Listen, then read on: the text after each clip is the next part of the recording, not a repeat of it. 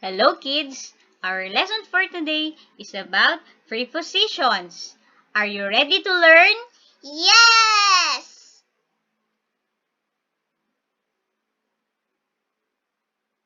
What is prepositions?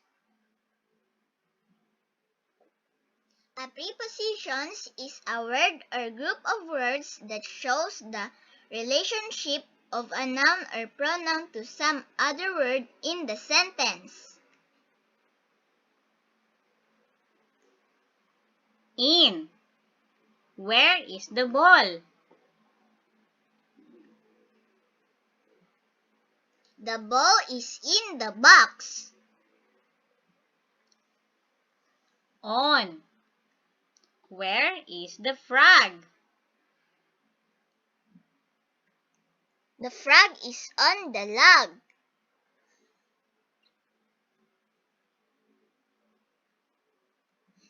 Beside. Where is the cat? The cat is sitting beside the chair.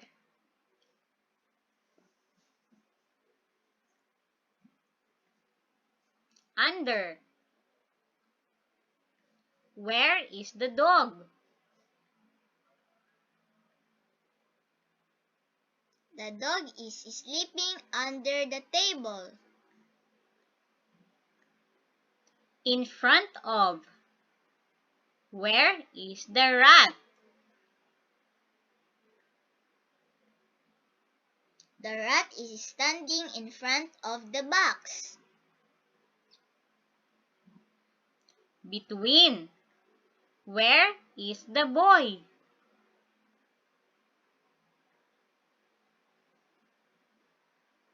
The boy is standing between the two cute dogs.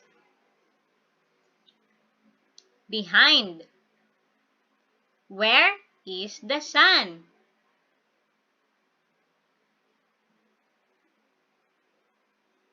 The sun is hiding behind the cloud. Over. Where is the dog?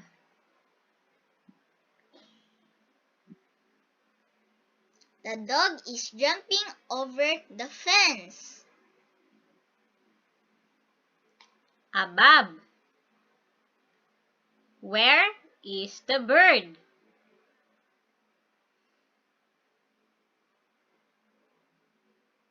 The bird is flying above the trees.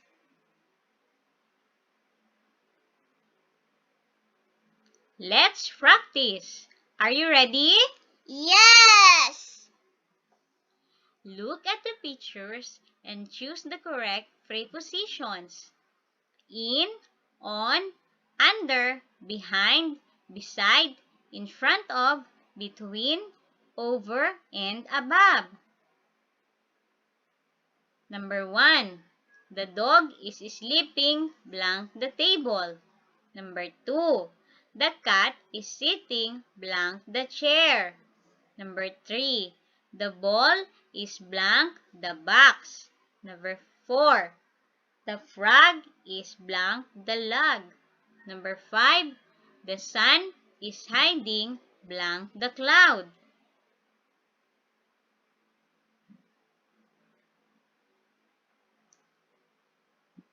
Number 6. The rat is standing blank the box. Number 7.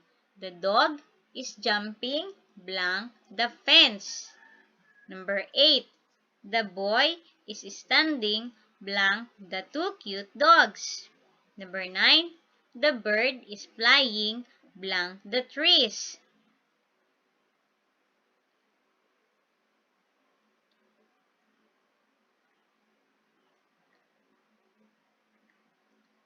Let us answer.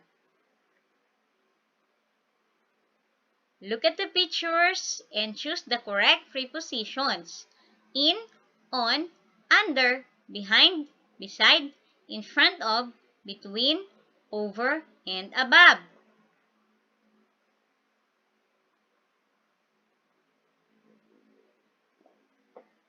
Number 1. The dog is sleeping under the table. Number 2, the cat is sitting beside the chair.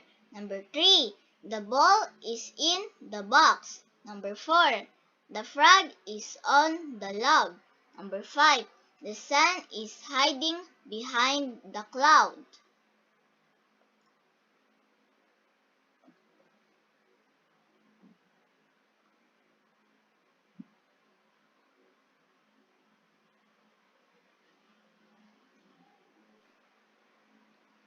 Number 6, the rat is standing in front of the box. Number 7, the dog is jumping over the fence. Number 8, the boy is standing between the two cute dogs. Number 9, the bird is flying above the trees.